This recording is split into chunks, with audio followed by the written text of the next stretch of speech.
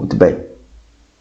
Veja, a primeira questão a nível de introdução é que a gente precisa aprender que a vida a dois ela é sempre um desafio. Viver um no mundo do outro não é fácil. E também não é raro haver choques de interesses e até mesmo de perspectivas, de maneira de enxergar o mundo, de maneira de olhar o mundo, de maneira de observar as coisas no mundo. O enunciado de nossa palavra de hoje tem a ver com as questões de atribuições no relacionamento homem e mulher. O grande problema que nós vivenciamos na sociedade atual é porque as pessoas não consideram, não levam em consideração essa questão das atribuições relacionadas homem e mulher dentro da família, dentro do lar. Então, primeira questão, vamos entender a relação homem e mulher, os dados bíblicos que se apresentam para nós.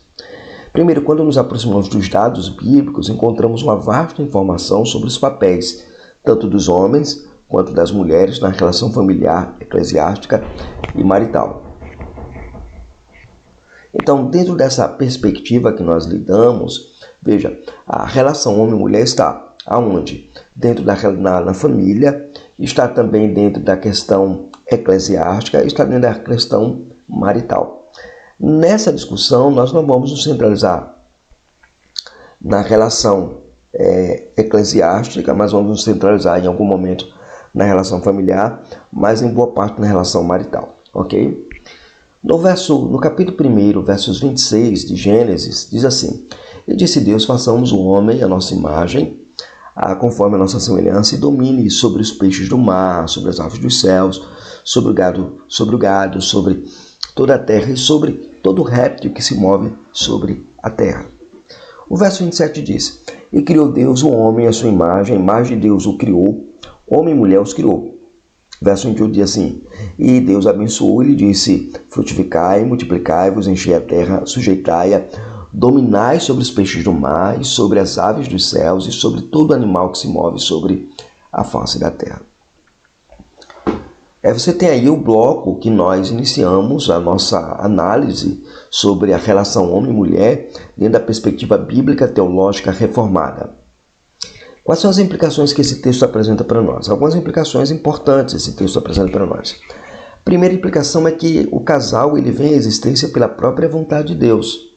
Sendo assim uma imagem de Deus. Façamos o homem conforme a nossa imagem, conforme a nossa semelhança, disse o Senhor na declaração revelacional. Então, quando você olha para esse texto, você percebe que o primeiro princípio implicado no relacionamento homem-mulher é que ele nasce da vontade de Deus.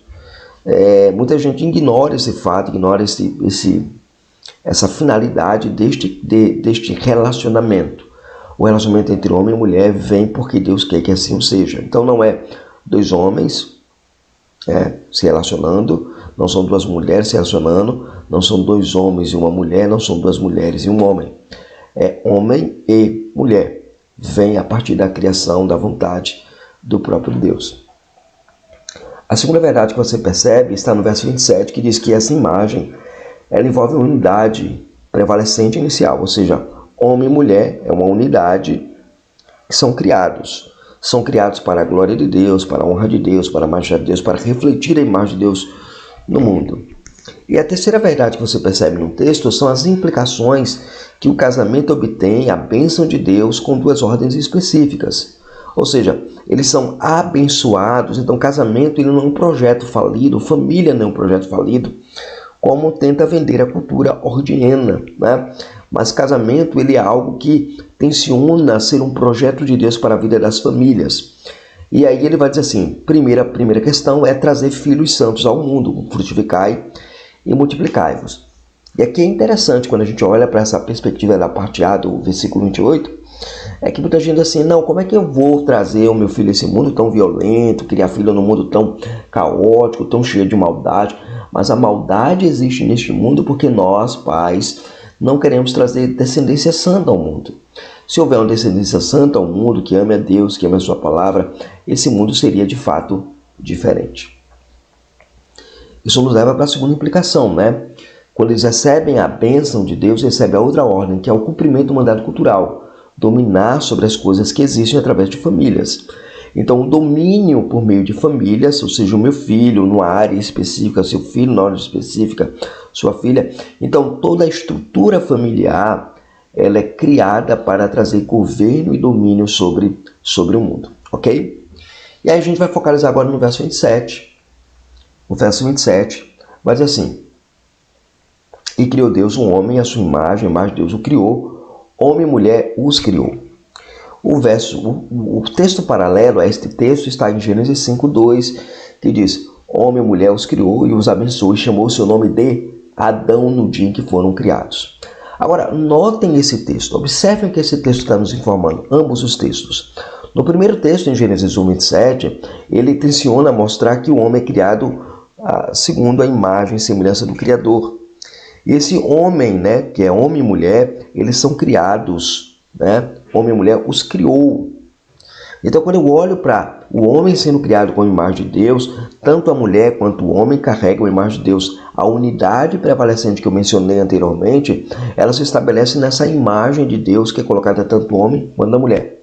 Isso tem implicações interessantes. Tanto o homem quanto a mulher têm importância significativa no projeto criador de Deus. A mulher não é mesmo menos mulher porque é mulher, e o homem não é mais homem porque é homem.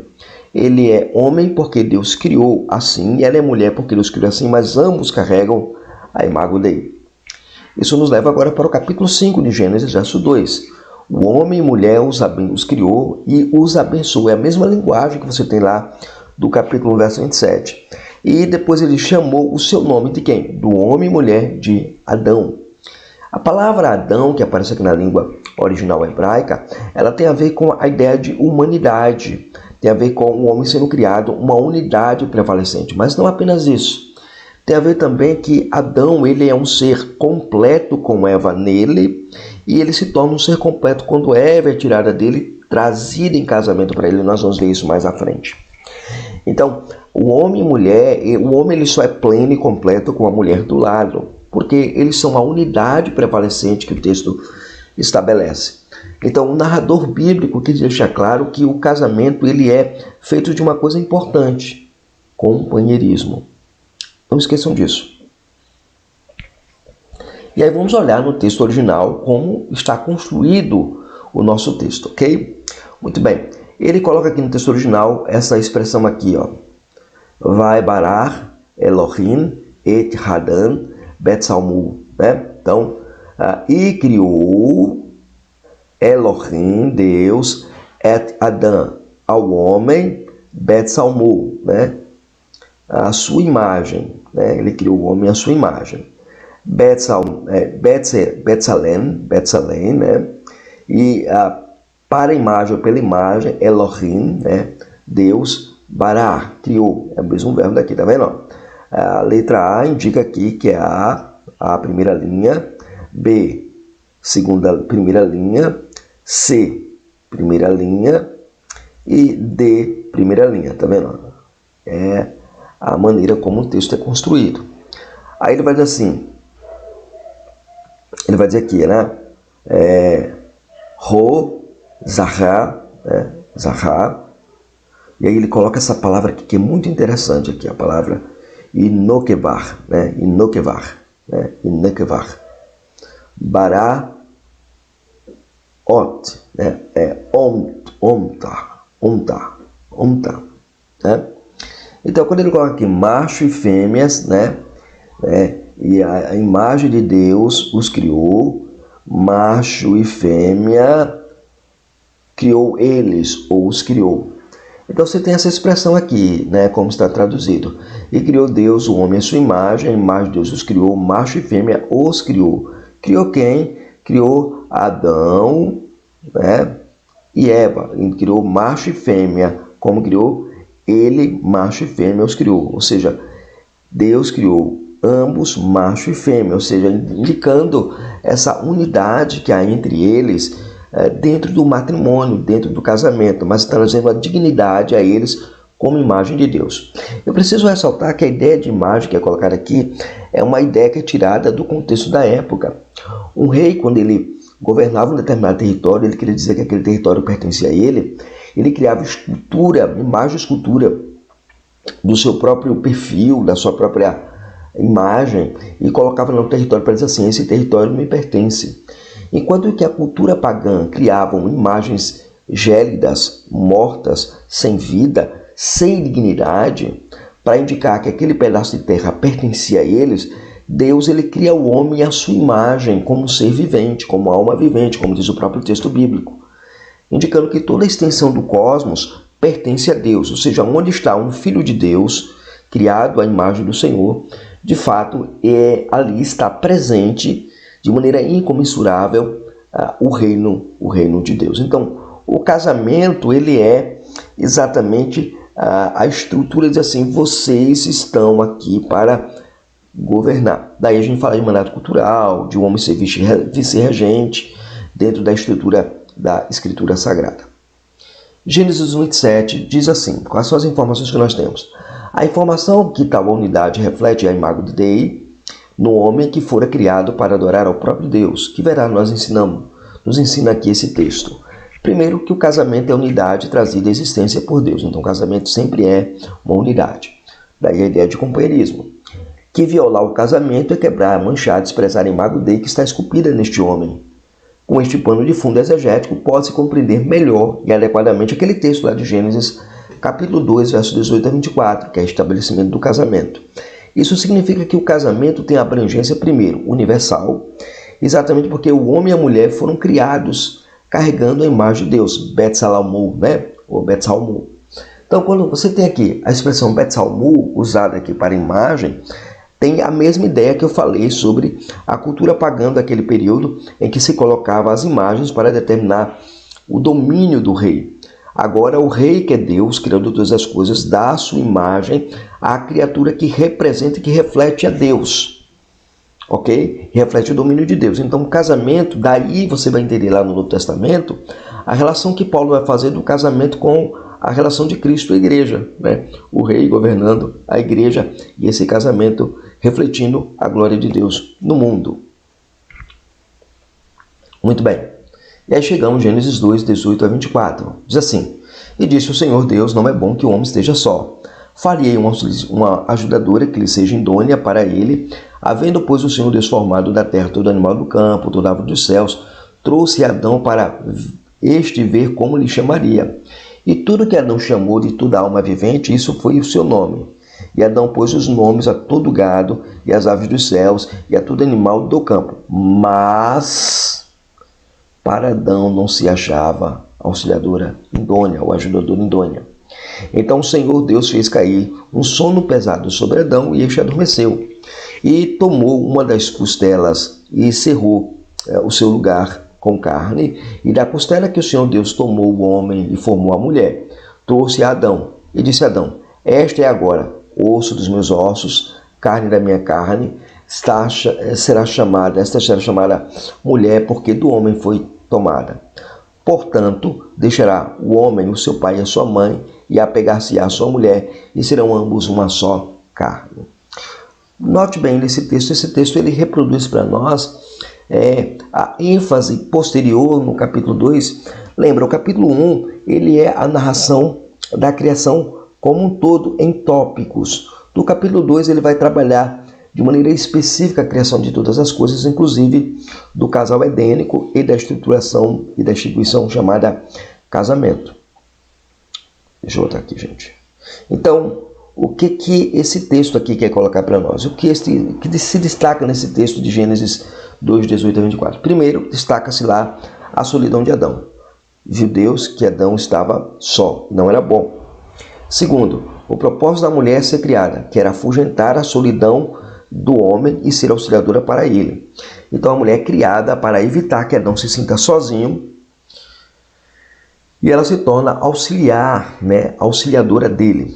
Terceiro, a terceira explicação o texto apresenta uma breve explicação por que Adão se viu só no mundo.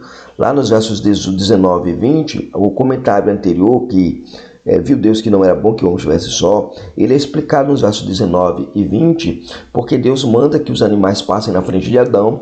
Adão olha para esses animais, Adão vê esses animais, cada um com seu carro, vou colocar aqui a palavra, com seu par, com seu casal. E Adão, ele começa a notar que não há uma auxiliadora igual, não há um outro ser igual a ele, né? E ele começa a pensar sobre isso. Então Deus ele faz isso de propósito, para que Adão veja a necessidade que ele tem de partilhar, dividir as coisas com alguém. Um outro ponto importante é a criação da mulher. A mulher é criada a partir de Adão. Daí você entender lá o capítulo 1, verso 27, que fala que homem e mulher os criou. E o capítulo 5, verso 2, chamou o homem e mulher de Adão. Então, porque Eva é tirada do lado de Adão, para que Adão, de fato, não deixasse de ser um homem completo, né? E aí, me lembra que a poesia lá, feita pelo grande escritor Matthew Henry, comenta nessa passagem, que diz que a mulher ela não é tirada da cabeça do homem para que o homem achasse que pudesse dominá-la, governá-la de maneira imperiosa, de maneira conturbada, de maneira humilhante.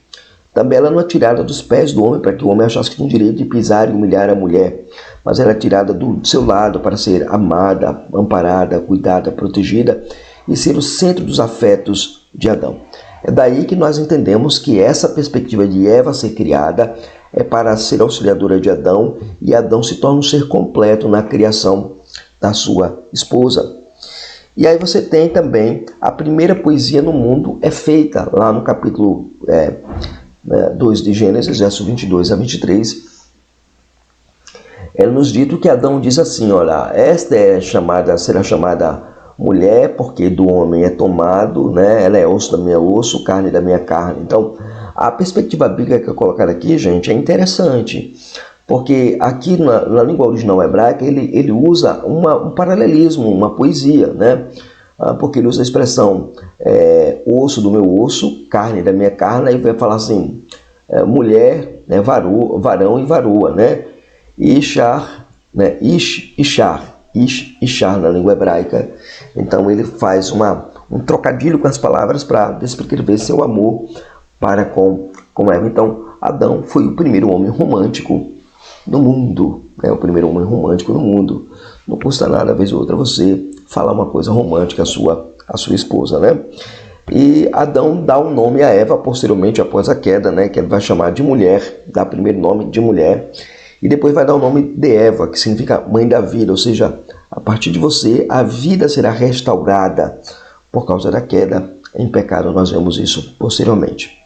Veja, uma nova formação também ela é explicada no verso 27, a nova formação familiar, que diz que por esta causa deixará pai e mãe, o homem, né, e se unirá à sua mulher. Daí tem uma implicação muito séria para nós, né? Há muitos filhos que casam e querem fazer um puxadinho na casa dos pais. Não permitam isso. Né?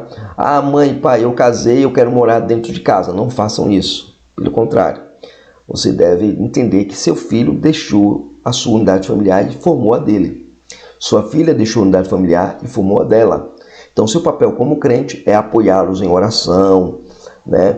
Orar por eles, pedir a graça de Deus sobre a vida deles e aconselhar naquilo que é necessário ser aconselhado, como diz a Escritura, né? As mulheres mais velhas aconselham as mulheres mais novas de como tratar bem, cuidar e respeitar o marido.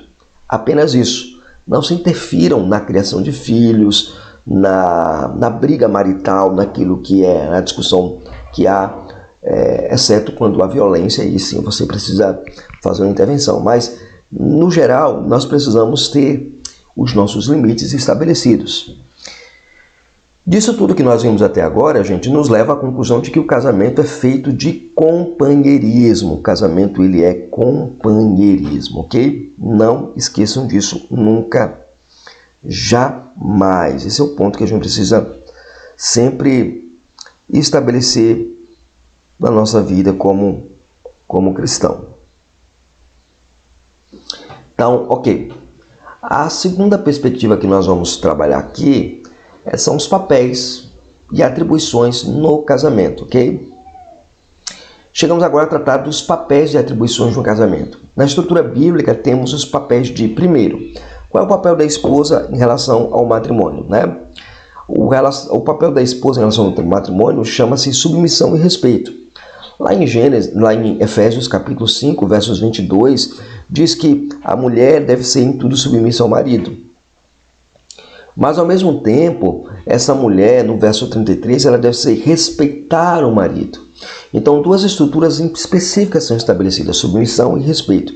Submissão, já diria alguém, que é você ter a sua, como colocar aqui, a sua missão abaixo da direção do marido.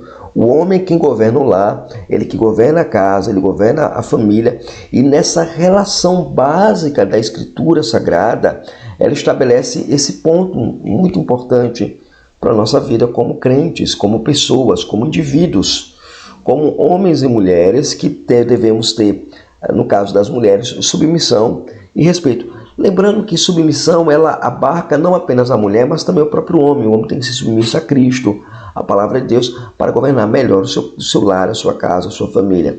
Respeito. O respeito também deve prevalecer. O homem em relação à mulher. Eu devo respeitar a minha mulher, os seus espaços, as suas dificuldades. E isso precisa ser bem estabelecido. Mas aqui, de modo particular, Paulo ele olha para a mulher dizendo assim: olha, você quer viver uma vida tranquila no seu casamento, então entenda qual é o seu papel e a sua atribuição no lar. Seu papel é ser mãe, ser esposa e ser submissa e respeitar o seu cônjuge. O segundo papel é o papel do marido. O marido ele deve amar a esposa, não tratar a esposa com amargura e considerá-la como o vaso mais frágil da relação. Lá em Efésios capítulo 5, verso 25, mais uma vez, diz assim: ó, marido, amai a vossa esposa. Isso é um ponto interessante. Lá em Colossenses 3,19, repete a mesma ideia de marido amar a esposa, mas acrescenta algo. Diz: marido, não trateis a vossa esposa com amargura, com desprezo. E 1 Pedro capítulo 3, verso 7, vai tratar de todos os deveres da vida comum do lar, mas vai tratar de um ponto interessante, que é o ponto relacionado a que eu devo considerar o meu cônjuge, a mulher, como o vaso mais frágil. Então, essas são atribuições de homem, de esposa, de homem nessa relação. Mas há uma outra atribuição que às vezes ela é passada despercebida na relação de casamento, que é a santificação mútua. 1 Coríntios capítulo 7, verso 14, vai nos ensinar de maneira muito interessante a relação básica da Escritura é que o marido crente consegue santificar a mulher incrédula, e a mulher incrédula consegue santificar a mulher crente santifica o marido crente, e o marido crente santifica a mulher incrédula. Nessa relação que é bem interessante na Escritura, pensemos agora nos dois sendo crente, vivendo a vida comum do lar, orando um pelo outro, tratando um do outro, orando um pelo outro, santificando um ao outro. Dentro dessa relação, ela é fundamental no casamento. Então, um casamento cristão, baseado na palavra de Deus, vai seguir esta direção da Escritura Sagrada. Isso nos compete também. Eu não posso só tratar do casamento, do relacionamento de casamento, mas tem aqueles que estão se preparando para o casamento. Eu falei dos noivados, né? E há aqueles que namoram, mas que ainda não têm uma visão muito ampla do que é namoro e do que é casamento. Tem uns que só namoram por aventura. E isso é pecado da perspectiva cristã. O crente ele deve namorar visando o casamento, ele deve noivar visando o casamento. Então eu tenho que tratar aqui do relacionamento entre o solteiro e o casamento. Esse é outro ponto que precisamos considerar, é a relação de estado de solteiro e o casamento. Como é que é essa relação? Vivemos uma crise sobre este ponto importante. Os jovens de hoje entram na moda do namoro, né? Ou quando nós perguntamos a uma moça se fulano é seu namorado, a resposta sempre é: ele é meu namorido. Como assim, namorido? É aquele relacionamento em que a moça ela é solteira, mas ela dorme na casa do namorado, ou o namorado dorme na casa da namorada. E exclusive de crentes, tá, gente? Isso é pecaminoso. Inclusive os pais crentes não deveriam permitir isso jamais, porque isso é contra o princípio escriturístico da palavra de Deus. O guardar a pureza, guardar a santidade, guardar a vida pia, né? Esse é um ponto importante. Então nós vivemos isso. Isso nos traz um diagnóstico terrível. Nós vivemos uma cultura totalmente permissiva, descompromissada com os valores absolutos, morais e permanentes. E a pergunta que eu faço é: jovem, o que você tem para oferecer ao seu futuro cônjuge nesses relacionamentos que você tem de curta duração? Permita-me ler uma história que vai esclarecer esta pergunta muito interessante. A história de Ana e de David. Finalmente chegou o dia, o casamento de Ana, o dia que ele tinha sonhado, planejado por meses. A capela pequena e pitoresca estava repleta de amigos e familiares. Raios de sol penetravam pelos vitrais coloridos das janelas E a música era suave de um quarteto de cordas enchia o ambiente. Ana caminhava pela passarela em direção ao David e a alegria tomou conta.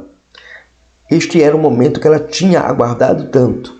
Ela segurou sua mão carinhosamente, ele segurou sua mão carinhosamente e se viraram para o altar. Mas no momento em que o celebrante começou a conduzir Ana e David nos votos matrimoniais, aconteceu o impensável.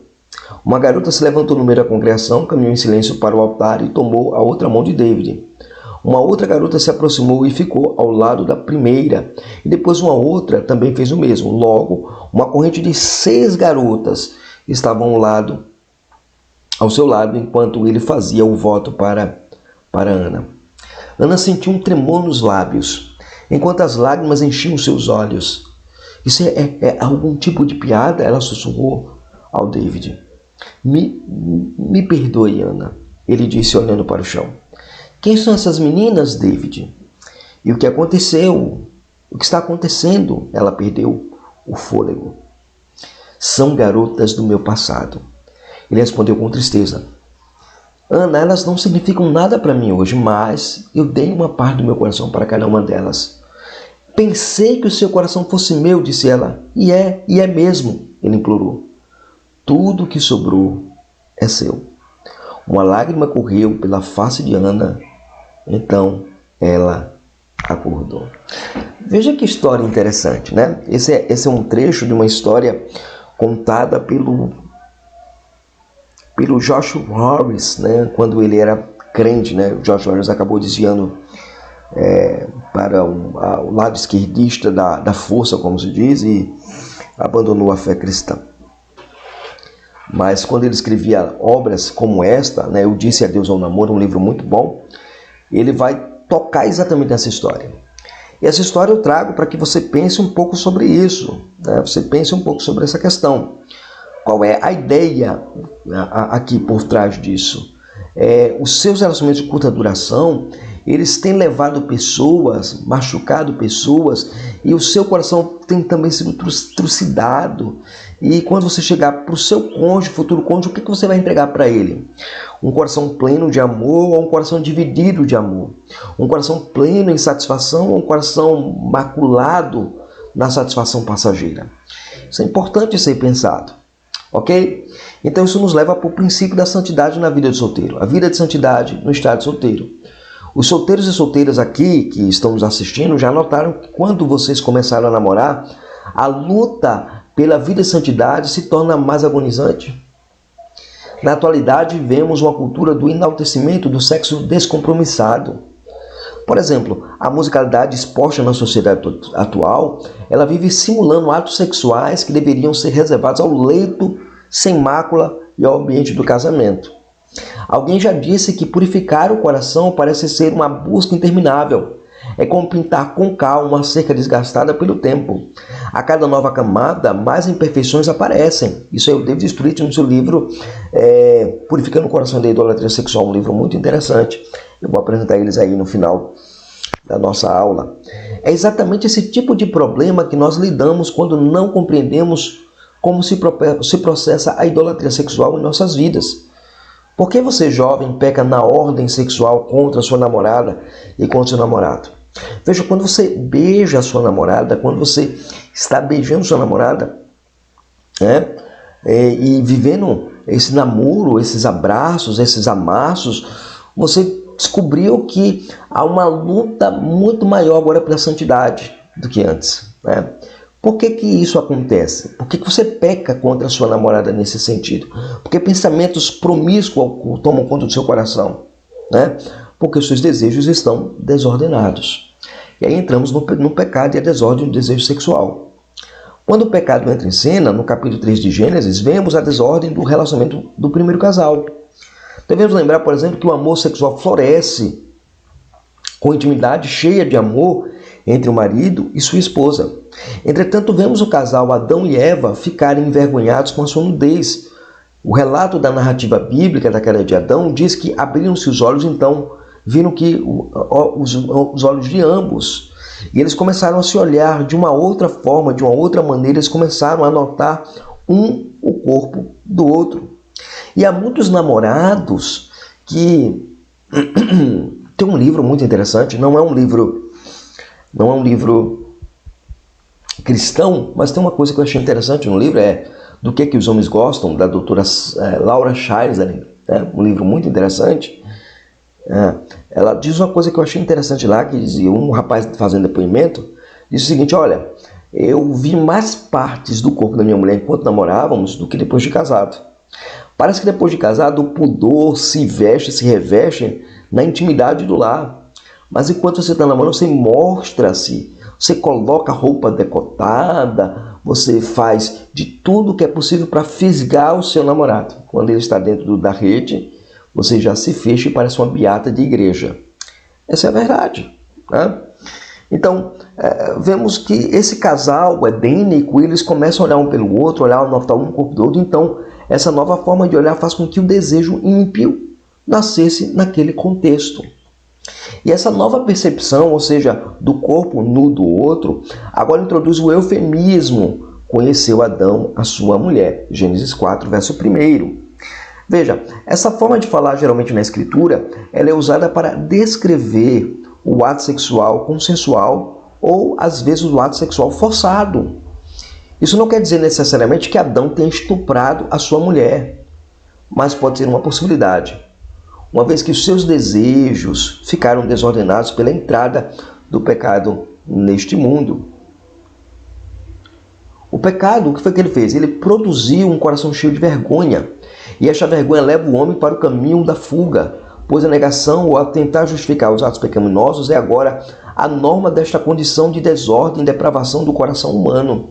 O primeiro casal decidiu fugir e se esconder. Diz o texto bíblico que eles cozeram folhas e figueira e fizeram cintas para si, Gênesis 3, verso 7. Mais tarde decidiram se esconder da presença de Deus, Gênesis 3, verso 8. O Deus destruído mais uma vez alerta. A resposta natural do coração pecaminoso é o quê? A fuga, ao invés do lamento e arrependimento. Notaram, você que é jovem, que fez sexo com sua namorada antes de casar?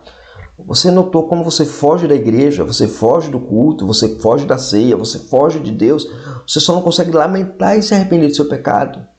Quando confrontados por Deus, Adão respondeu: porque estava nu, tive medo e me escondi. Gênesis 3, verso 10. A nudez não era uma preocupação para Adão antes do pecado. Agora é a fonte de sua vergonha, é a fonte do seu medo. Então, estar nu significa estar vulnerável e culpável diante de Deus. É exatamente isso que acontece num relacionamento pré-marital, né? Quando você faz um intercurso sexual num relacionamento pré-marital, e isso é um problema muito sério na vida do cristão jovem. Qual é o perigo aqui? Então, quando o jovem está naqueles beijos, naqueles abraços e amassos, naquele namoro derruba-muro que você vê, escolhe um bequinho escuro, escolhe um local escuro, e costumeiramente vemos o desejo desordenado reclamar a satisfação, porque ativa todos os órgãos sexuais naquele momento dos beijos. Mas como você é cristão, percebe que não pode avançar os limites. Então você corre para casa para fugir daquele momento. Mas chegando lá, o desejo ainda continua presente. Você começa a lembrar da situação. E aí pergunta o que fazer. Então, na privacidade do seu quarto, sim, na privacidade do seu quarto ali, você pratica a autossatisfação, que é a masturbação masculina ou feminina.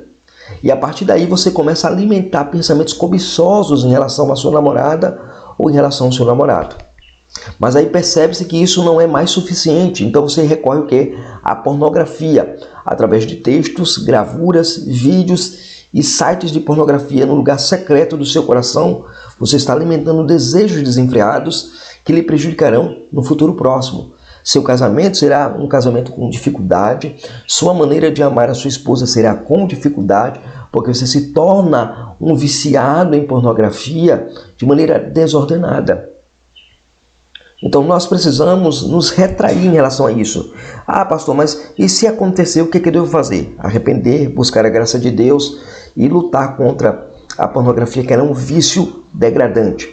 Outro dia, fazendo uma pesquisa sobre esse tema, eu observei que, vendo um urologista falando que são 5% apenas, 5% daqueles que consomem pornografia, de fato, tem problemas no casamento. A ejaculação precoce, disfunção erétil, várias funções, vários problemas acontecem. 5%, dizem, mas já é muito, já é muito. Então nós precisamos lutar contra essas coisas para que o nosso coração caminhe um caminho de santidade. Então como lidar com o pecado nesse caso? Como lidar com isso? Primeiro, busque a vida de santidade. Não há outro meio senão buscar a vida de santidade. Segundo, promova a santidade na leitura da palavra. João 17,17 diz que a verdade, que é a palavra de Deus, ela santifica aquele que a lê, aquele que estuda e aquele que medita nela. Também evite lugares e ocasiões onde a prática pecaminosa seja insurgente sobre vocês. Evite lugares que vocês fiquem sozinhos, evite lugares que fomentam o desejo pecaminoso. Não assistam cenas quentes em seriados, novelas. Pula aqui, geralmente quando acontece, tu assiste alguma coisa e vem uma cena dessa natureza, eu evito o máximo pulando, adiantando o vídeo, porque hoje parece que os filmes eles estão permeados dessa desgraça, né? Então segue o princípio de não ousar também, seguir o princípio de não ousar falar ousadias com sua namorada. Sei lá, no WhatsApp, no telefone, conversando com sua namorada, falando palavras e discursos e falas, linguagens obscenas. Vou fazer isso, vou fazer aquilo quando a gente casar e tal. E você está falando, tipo, vou fazer quando casar, mas na verdade você diz, eu quero agora. Se o casamento se o coração está pedindo para que seja agora e não no casamento. Evite isso. Efésios 5,3 vai dizer isso, que nenhuma palavra de indecência seja, né? É vergonhoso até falar essas indecências para o seu cônjuge, no sentido da sua namorada, nesse sentido. Não cônjuge, mas sua namorada, propriamente dito, que estamos falando aí nesse aspecto. E também o cônjuge também, há coisas que você não deve falar para o cônjuge. Pratique o princípio de Filipenses capítulo 4, verso 8. Tudo que é puro, tudo que é santo, tudo que é boa fama, seja isso que ocupe o vosso pensamento. Ok? Muito bem. O jovem e o 7 mandamentos e sua relação com o casamento. Esse é um outro ponto que eu quero discutir com vocês a partir de Êxodo capítulo 20, verso 14. Não adulterarás. Você dirá assim, mas o que tem a ver o adultério? Eu não adulterei, não cometi. Como é que isso se aplica a mim, né? Há um livro muito bom que eu li na minha época de solteiro, eu tentei na biblioteca aqui, Amei uma Jovem, do pastor Walter Trubich. É um livro que não é mais editado hoje, infelizmente, Leitura Betânia. Se você encontrar no sebo, adquira, é um livro muito bom. São cartas que são trocadas de dois namorados que trocam entre o seu pastor, né? Eles moram na África, o pastor é na Europa, e o pastor por cartas começam a aconselhar. E aí o pastor pediu a autorização deles para publicarem essas cartas. Muito bom livro, um livro excelente, vale a pena ler. Mas esse livro ele vai tocar exatamente nesse aspecto que o François, que é o rapaz do livro, ele vai cometer o ato de fornicação e ele não entende porque o 7 mandamentos se aplica a ele no ato da disciplina. É bem interessante a conversa que ele vai ter com o pastor, que é uma conversa bem franca. Eu recomendo que todo jovem leia esse livro. Esse livro fala da preservação, esse texto fala da preservação da família, mas também é um alerta para quem é solteiro e está na relação de noivado e de namoro. Aqui o Catecismo Maior de Westminster, na pergunta 109, nos ajuda nesta compreensão quando coloca para nós os pecados são proibidos nesse mandamento. Os pecados proibidos no 7 mandamento são, além da negligência dos deveres que são exigidos, né, são o adultério, a fornicação, o rapto, o incesto, a sodomia e todas as concupiscências naturais, todas as imaginações, pensamentos, propósitos e afetos impuros, todas as comunicações corruptas e torpes, ou ouvir as mesmas, os olhares lascivos, os comportamentos imprudente, leviano, vestuário moderado, proibição de casamentos ilícitos, permissão de casamentos ilícitos, o permitir, o tolerar, o ter bordéis, a frequentação deles, os votos embaraçosos do celibato, a demora indevida do casamento e ter mais de uma mulher ou mais de um marido ao mesmo tempo, o divórcio, o abandono injusto, a ociosidade, a glutonaria, a bebedice, a sociedade impuras, né? Os cânticos, os livros, as gravuras, as danças, os espetáculos lascivos e todas as demais provocações à impureza ou atos de impureza, quer em nós, quer nos outros. Mas note que eu quero chamar a sua atenção para esse aspecto aqui, a demora indevida do casamento. Notaram que o catecismo, ele, maior, ele ressalta ao terceiro uma transgressão ao sétimo mandamento da lei de Deus, que é a demora indevida do casamento, ou seja, os famosos namoros longos, noivados longos. Isso aqui é um problema sério, viu, gente? Eu, durante muito tempo, eu não compreendia isso. Antes de eu casar com a minha esposa, a que eu tenho hoje, que eu casei, né? Eu tive uma noiva lá na minha cidade natal, e eu fiquei 10 anos noivo da moça. E 10 anos eu percebi que ela não serviria para mim e larguei a moça. Eu fiz um mal grande a ela e um mal grande a mim. Mas também foi providência divina, porque se não fosse esse período demorado aí, eu não teria conhecido quem eu conheci hoje, né? Minha esposa, a Jéssica. Mas o ponto que a gente quer ressaltar aqui é o namoro demorado, ele é pecaminoso. A demora indevida do casamento é uma questão importante que precisa ser considerada na relação. Por que se demora tanto para casar? Aí alguém diz assim, eu preciso terminar os meus estudos. Quando eu tiver emprego, aí eu caso. O que já é um absurdo, porque você não pode namorar desempregado. Vai pedir dinheiro para o sorvete para papai e mamãe? Vai pedir dinheiro para a pizzaria para papai e mamãe? Não. E você, moça, não fique com esse cara que não tem emprego para começar um namoro. Não vá, não funciona assim. Eu tenho medo do casamento, mas eu gosto de namorar. Outro problema, se você tem medo, então não namora. Porque isso vai te levar para um lugar perigoso. Quando se demora o casamento, gente, se abre portas para pecados lascivos. O jovem deve lembrar que o casamento é um antídoto contra a fornicação e é promotor da santidade. João Calvino nos fala exatamente disso quando ele comenta Hebreus 13:4. Ele declara ao reformador Genebrino o seguinte: o apóstolo aqui está contrastando o matrimônio com a fornicação, como um antídoto contra uma moléstia. O contexto claramente revela que essa era a sua intenção, ou seja, ele coloca o casamento como instrumento de santidade, ok? Então o estado de casado é um poderoso instrumento de Deus para promover a santidade dos cônjuges quando a esfera do sexo é experimentada dentro dos ambientes, desse ambiente sagrado que é o matrimônio. Agora, homem e mulher lidando com relacionamentos mistos. Esse é um outro aspecto importante para a gente. Um outro ponto que precisamos considerar é o relacionamento mistos nos seguintes eixos: no namoro, né? No noivado e no casamento. Quando nós lidamos com este assunto, gente, muitos jovens ficam de coração na mão. O que fazer? Como lidar com isso? Então, para eu poder trabalhar a questão de namoro misto, relacionamento misto, eu primeiro preciso pensar e passar a perguntar a mim mesmo: o quanto eu estou compromissado em obedecer à vontade e à verdade de Deus quanto a este particular? O quanto eu vou obedecer à Bíblia? Esse é o ponto. Segundo, é compreender os tipos de relacionamento mistos que existem. É um outro passo interessante. Então, a base bíblica para rejeitar seu relacionamento misto está em 2 Coríntios, capítulo 6, versos 14 a 16. Não vos ponhais em julgo desigual com os incrédulos, porquanto que sociedade pode haver entre a justiça e a iniquidade? Ou que comunhão da luz com as trevas? Que harmonia entre Cristo e o maligno? Ou que união do crente com o incrédulo? Que ligação há entre o santuário de Deus e os ídolos? Porque nós somos o santuário de Deus vivente, como o próprio Deus disse: habitarei e darei entre eles, e serei o seu Deus, e eles serão o meu povo. Ok, o que é um jugo?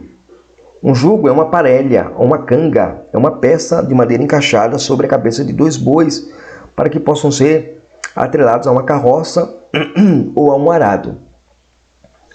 Agora imagine, se eu coloco um boi em um jumento, está desigual, não vai ter serventia, vai ter muita dificuldade para arar a terra, vai ter muita dificuldade para conduzir uma carroça.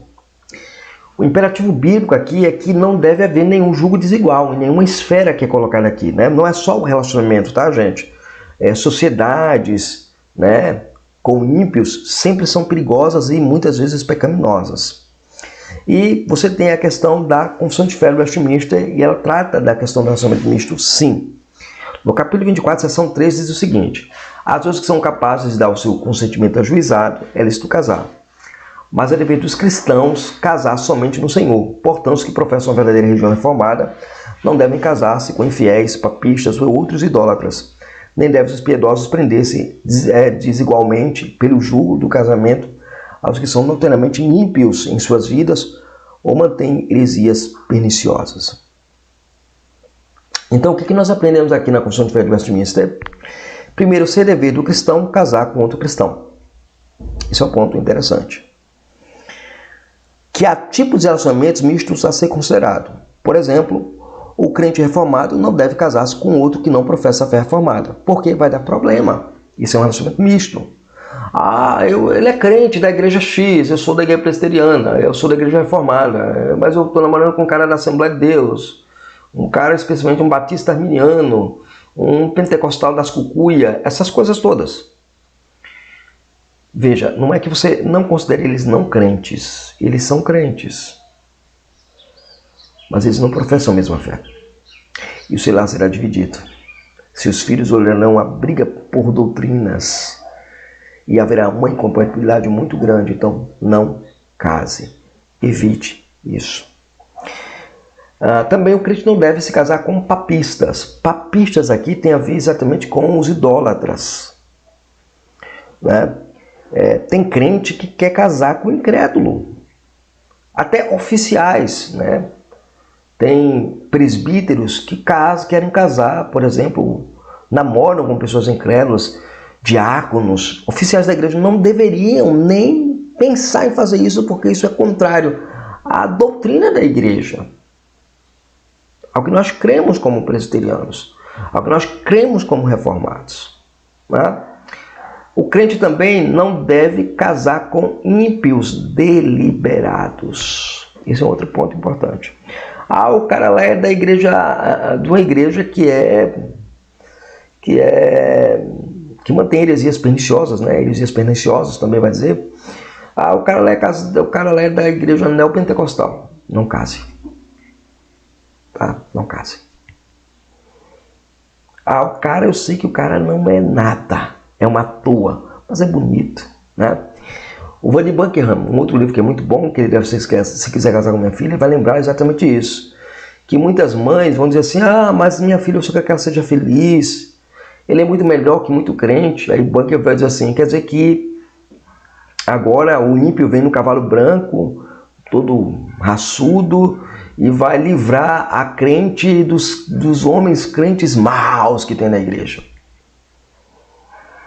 Não façam isso. Casamento, ele é sério, ele exige seriedade, compromisso.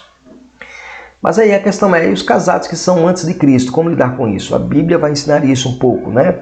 1 Coríntios capítulo 7, versos 12 a 13, vai dizer assim, mas aos mais digo eu, não Senhor, se algum irmão tem mulher incrédula, nesse consente em morar com ele, não abandone, ou a mulher tem marido incrédulo e ele consente em viver com ela, não deixe o marido. Então, esse é o princípio. Eu me converti, minha mulher não. Eu devo largar ele? Não. Se o assunto ele é misto, ele é misto. Você vai seguir o princípio lá de 1 Coríntios capítulo 7, verso 14, de santificação do marido incrédulo. Ok? E aí entramos num assunto que muita gente espera que a gente aborde quando tratamos sobre casais e família, né? Homem e mulher na intimidade. Compete-nos lidar agora com um tema muito importante, que é a intimidade presente no casamento, ou seja, o sexo e seu lugar na vida a dois. O sexo é um tema muito importante e recorrente nos dias de hoje, mas infelizmente muito deturpado e usado fora do propósito para o qual Deus o estabeleceu. Qual é o papel do sexo no casamento? Muitas mulheres dizem que o sexo é uma forma de chantagear o marido porque ele não fez ou não comprou alguma coisa que ela desejava, que ela queria. E aí dizem, olha, hoje não vai ter festa. Ao dizerem isso, ignoram o ensino bíblico sobre sexo no casamento.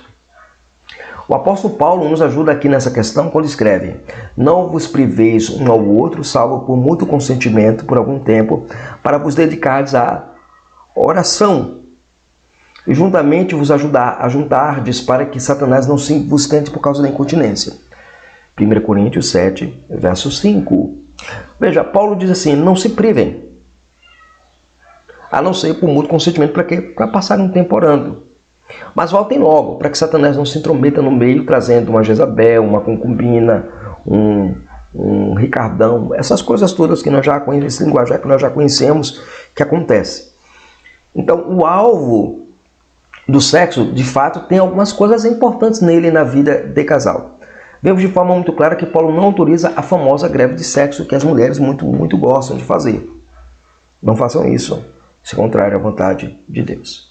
Diante disso, como o sexo deve ser usado então no casamento? Primeiro, deve ser usado como um meio de promover proteção mútua.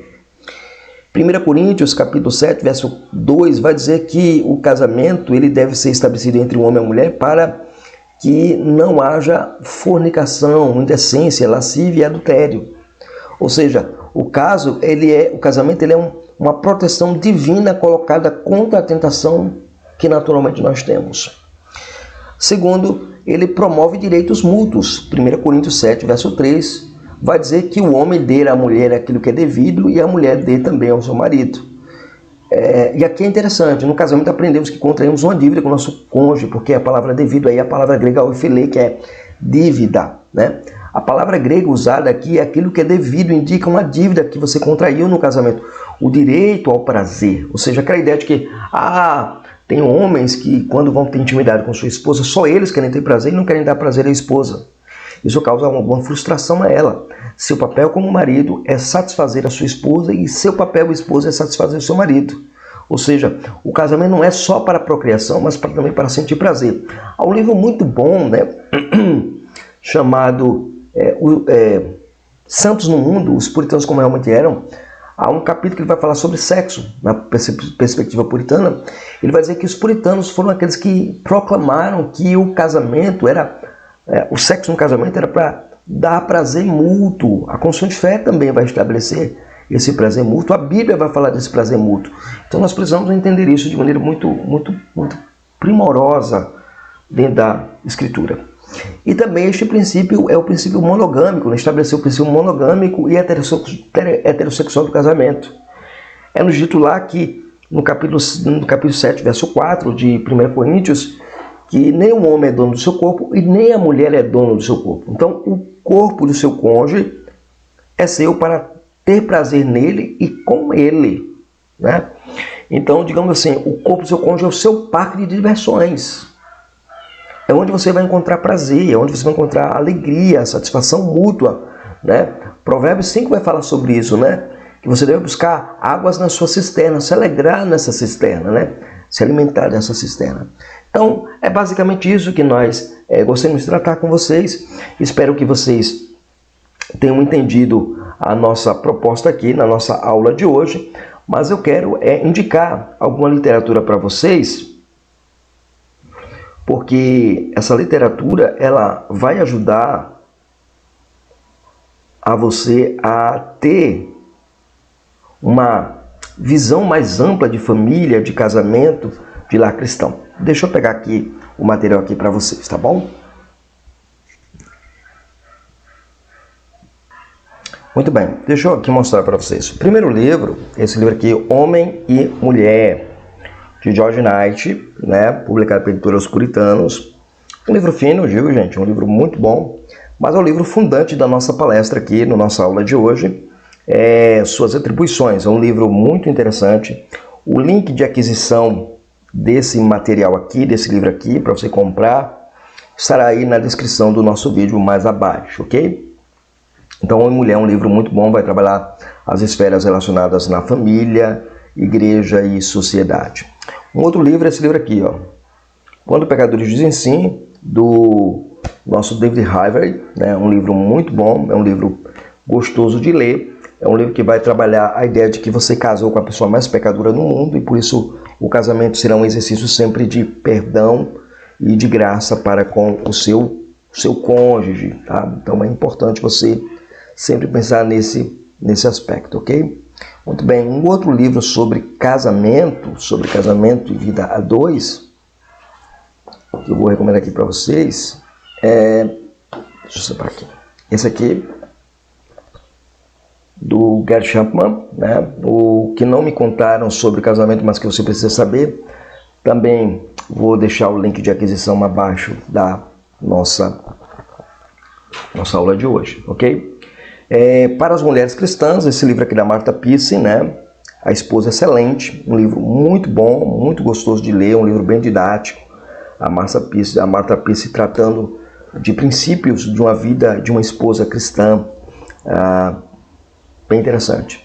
Outros 2 livros ainda na área de família, de casamento, eu tenho aqui 2 livros da coleção do Jamie Campion, né? O Jamie Campion tem uma coleção, Lar Cristão.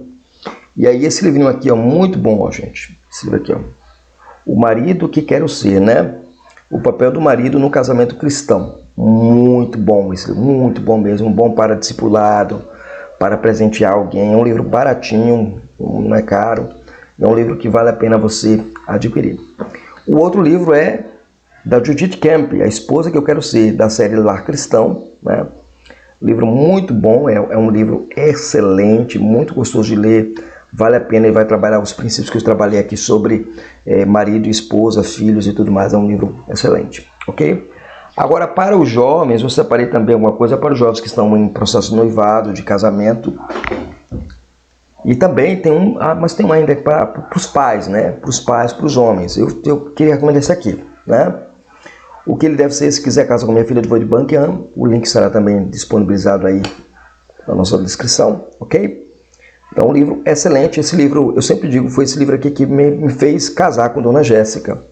Eu li esse livro e compreendi muita coisa sobre o meu papel como marido. Falho muita coisa, eu preciso melhorar muito, muito mesmo. Mas eu tenho buscado aí, com a graça de Deus, me dar força para que eu possa ser um marido melhor do que eu sou, ok? Agora para os jovens, agora sim para os jovens, eu tenho 3 indicações aqui para os jovens aqui. Primeira indicação é esse aqui, ó, gente. Tá velhinho, tá surrado, né? Amei uma Jovem, que eu mencionei aqui para vocês, o Walter Trubisky. É um livro muito bom. Esse livro não se vende mais, tá, gente? Infelizmente, então não posso dizer que vou deixar o link na descrição. Mas você pode encontrar ele na Estante Virtual, tá? A Estante Virtual é uma livraria onde vende livros usados, então você pode encontrar esse livro aqui.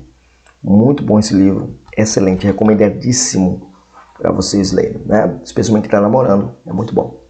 Um outro livro aqui que eu queria recomendar é esse aqui, Purificando o Coração de Idólatra Sexual, tá com a capa nova da Nutra Publicações, do John David Street, né? Então é um livro muito bom mesmo, é um livro para aconselhamento de jovens que vivem com problemas de escravidão sexual. Então, é um livro muito bom para a gente dar uma lida. O Albert Molley escreveu um livro também excelente, que eu acho que seria interessante. O link desse aqui também vai estar na descrição, viu, gente? Esse aqui também, Desejo e Engano, do Albert Molley, né? É um livro... Rapaz, pensa num livro muito gostoso de ler, muito gostoso de ler. Ele vai fazer uma análise da cultura permissiva que nós vivemos e como os jovens são fisgados por elas. Muito bom, excelente o livro. Eu lembro quando esse livro saiu, ele saiu em PDF, eu até baixei ele, e a editora dizia que não iria publicar esse livro, só que houve muitos pedidos para que o livro viesse em formato físico, que acabou a editora publicando ele em formato físico. E o último livro, esse aqui, do Tim Chester, Com Toda a Pureza, né? Livres da Pornografia e Masturbação. É um livro que vai mostrar os dados relevantes e perigosos e do como a pornografia, a masturbação tem levado os jovens ao caminho da impureza e prejudicado os futuros casamentos deles. Então, essa foi a nossa indicação de literatura para vocês, né? Espero agora que vocês possam ouvir com calma, voltar, pausar, tirar suas dúvidas. Se você tiver alguma dúvida, quem tem meu WhatsApp já pode mandar diretamente para o WhatsApp as perguntas ou deixar aqui nos comentários desse vídeo as suas perguntas, tá bom? Se você ainda não é inscrito no canal, se inscreve no canal, ative as notificações. Nós temos muita coisa, muito conteúdo aí disponível no nosso canal, explicando a fé reformada. Deus abençoe você, Deus estenda graça sobre a sua vida e nos vemos no nosso próximo vídeo, nossa próxima aula. Deus abençoe.